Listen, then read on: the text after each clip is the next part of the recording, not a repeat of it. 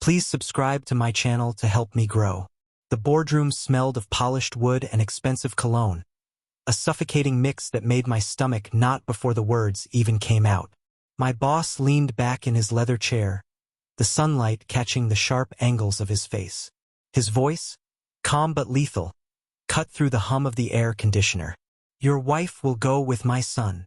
The words landed like a blow to my chest. My coffee trembled in my hand. I blinked, trying to parse whether I'd heard him right. But no, he repeated it almost smugly. I said, "She will go with my son." For a moment, I couldn't breathe. I felt like the air itself had been stolen from me. My mind raced, grappling for logic in the chaos. My wife, Mia, my wife was loyal. She loved me, didn't she?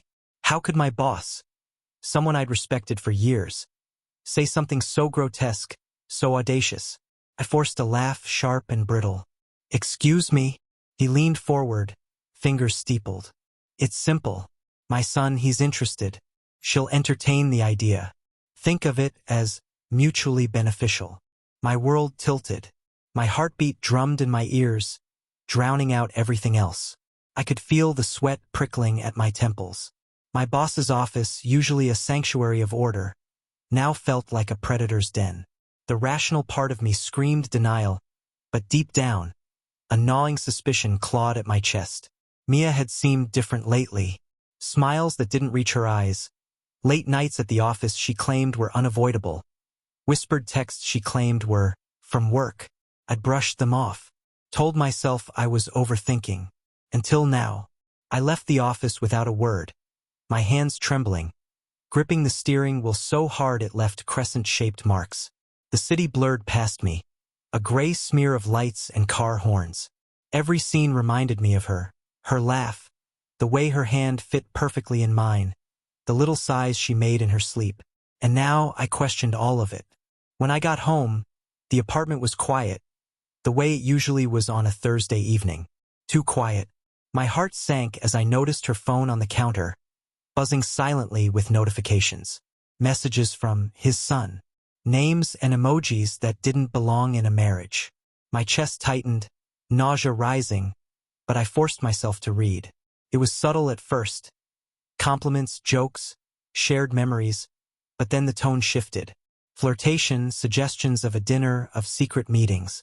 My mind spun. I wanted to scream, to throw the phone across the room, but my hands were frozen. And then she came home, keys jangling in the door, her face bright and oblivious. "Hey, honey," she chirped, tossing her bag aside. Her smile was familiar, yet something in her eyes betrayed unease. "Who's texting you?" My voice was brittle, every syllable trembling. She froze. That smile faltered. Her fingers brushed her lips, a tiny, guilty gesture I'd never seen from her. "It's nothing, just someone from work." I wanted to believe her. I wanted to collapse in her arms and tell myself it was a mistake, an innocent flirtation. But the words of my boss replayed in my mind. "She will go with my son."